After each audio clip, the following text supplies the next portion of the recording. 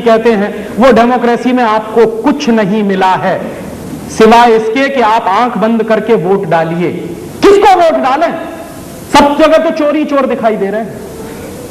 तो हमारी मजबूरी यह है कि हम सबसे कम चोर को चुने, और जहां मजबूरी होती है वो डेमोक्रेसी नहीं होती, वो प्रजातंत्र नहीं है, वो तो कोई दूसरा तंत्र है जिसको भीड़ तंत्र कहना चाहिए। और मजबूरी आपकी क्या है? आपको राइट टू इलेक्ट तो मिला है लेकिन राइट टू रिजेक्ट नहीं मिला। माने जिस आदमी को आपने चुनकर भेजा है, कल को मान लीजिए वो करप्ट हो गया, उसको वापस बुलाने का आपको कोई अधिकार नहीं है। तो जिस व्यवस्था में किसी करप्ट आदमी को वापस बुलाने का अधिकार नहीं है, वो व्यवस्था तो दुनिया की सबसे रद्दी व्यवस्था है। और आज यही होता है, बड़े बड़े मुख्यमंत्री, बड़े बड़े मंत्री बड़े बड़े घोटाले करते हैं, लेकिन उनको आप वापस नहीं बुला सकते क्योंकि आपको कोई अधिकार नहीं है। और यह अधिकार आपको कब मिलता है? जब 5 साल पूरे हो जाते हैं। और मैं आपसे कहूं कि आपके घर में मान लीजिए कोई नौकर आपने रखा, उस नौकर ने घोटाला किया, घर के करोड़ों रुपए लेकर भाग गया, लाखों रुपए लेकर भाग गया, तो उस नौकर को आप 5 साल तक इसलिए बर्दाश्त करेंगे कि उसको वापस बुलाने का अधिकार नहीं है आपको। आप तुरंत कान पकड़कर उसको घर के बाहर कर देंगे। तो यह व्यवस्था संसद में क्यों नहीं है कि जब बड़े बड़े घोटालेबाज मंत्री वहां बैठे रहते हैं? इसलिए क्योंकि 5 साल पूरे नहीं हुए हैं, तो 5 साल तक हम उनका घोटाला बर्दाश्त करते रहे।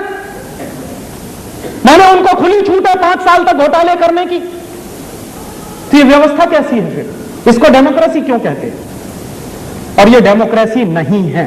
दुर्भाग्य से जिसको आप डेमोक्रेसी कहते हैं, ये डेमोक्रेसी नहीं है। क्योंकि इस डेमोक्रेसी में क्या कहा जाता है? डेमोक्रेसी में यह कहा जाता है कि जिसके पास 51% वोट है तो वो माना जाएगा कि इसकी बात चालू रहेगी, सुनी जाएगी, कही जाएगी, मानी जाएगी। और जिसके पास 49% वोट है वो माइनॉरिटी में है। तो 51% वाला मेजॉरिटी और 49% वाला माइनॉरिटी, ये सिद्धांत है डेमोक्रेसी का। तो जरा देखिए कि ये सिद्धांत लागू होता है कभी। मैं उदाहरण देता हूं और आपसे पूछता हूं कि हिंदुस्तान में कौन सी ऐसी राजनीतिक पार्टी है जिसको 51% वोट मिलता? कोई एक पार्टी का नाम बताइए। सिंगल एक पॉलिटिकल पार्टी का नाम बताइए जिसको 50 साल में 51% वोट मिला हो। और ऐसी कोई राजनीतिक पार्टी नहीं। मुश्किल से वोट पड़ता ही है 50%, मुश्किल से। माने हिंदुस्तान में 60 करोड़ वोटर है, उनमें से 30 करोड़ लोग ही वोट डालते हैं, तो 50% वोट पड़ता है। और उस 50% वोट में 40-50 पार्टियों की भागीदारी रहती है। तो किसी को 5%, किसी को 2%, किसी को 3%, किसी को 10%, बहुत अधिक मिला तो 20%, 24%, इसके ऊपर कभी नहीं गया।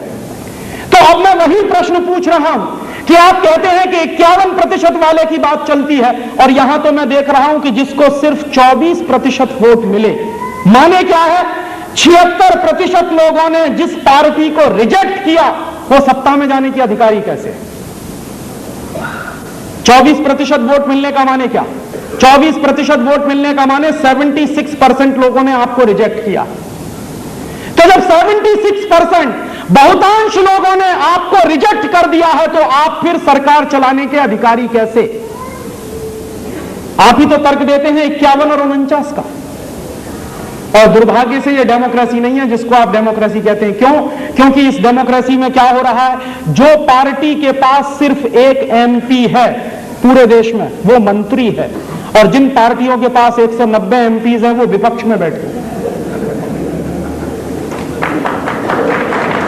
माने सिंगल पार्टी है, उसके पास एक ही MP है और वो भी मंत्री है, लेकिन 190 MPs वाली पार्टियां विपक्ष में बैठी हुई है। ये कौन सी डेमोक्रेसी है? और ये डेमोक्रेसी है नहीं। डेमोक्रेसी के नाम पर आपके देश में एक भीड़ तंत्र चल रहा है जिसमें कोई नियम नहीं है, कोई कायदा नहीं है, कोई कानून नहीं। और नियम कायदे कानून अगर हैं भी तो ऐसे हैं जिनको वो तोड़ मरोड़ कर हमेशा अपने हित में इस्तेमाल करते हैं। तो सच्ची डेमोक्रेसी लाने के लिए आपको लड़ना पड़ेगा। एक तो आपको इस बात के लिए लड़ना पड़ेगा कि अंग्रेजों की बनाई गई ये अंग्रेजियत की व्यवस्था है, ये हिंदुस्तान से खत्म हो, अंग्रेजों के बनाए हुए कानून खत्म हो, अंग्रेजों की बनाई हुई सारी व्यवस्थाएं खत्म हो। और दूसरा आपको लड़ना पड़ेगा कि सच्ची डेमोक्रेसी आपके देश में आए, जिसमें हर व्यक्ति को राइट टू इलेक्ट अगर है तो राइट टू रिजेक्ट भी मिले, राइट टू सेलेक्ट अगर है तो राइट टू रिजेक्ट भी मिले। और ऐसी डेमोक्रेसी के बारे में कल्पना करनी पड़ेगी जो समाज को तोड़े नहीं। आज की डेमोक्रेसी समाज को तोड़ रही है। समाज कैसे टूटता है? आजकल वोट का मौसम है और वोट के मौसम में क्या होता है? परिवारों के अंदर बहस चलती है। और बहस कैसे चलती है?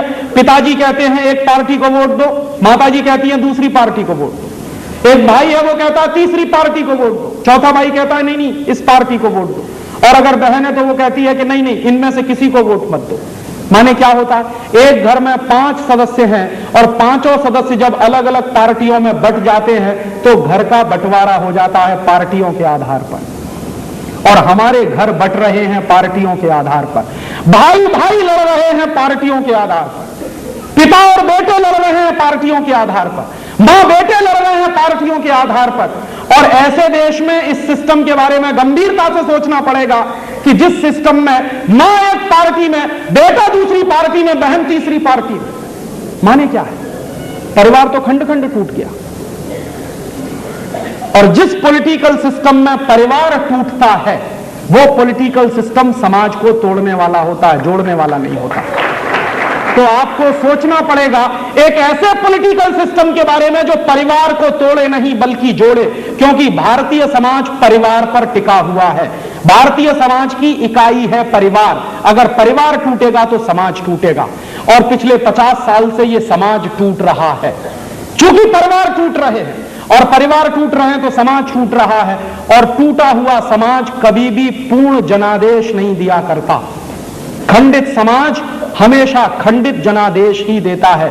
इसलिए पार्टियों के सामने समस्या है, किसी को बहुमत नहीं मिलता, मिलेगा भी नहीं। क्यों? क्योंकि इन पार्टियों ने अपने स्वार्थों के लिए पूरे समाज को खंड खंड तोड़ा है।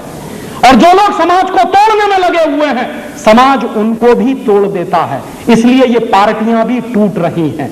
आज एक पार्टी में, कल दूसरे में, परसों तीसरे में। ये पार्टियों को अपने गिरेबान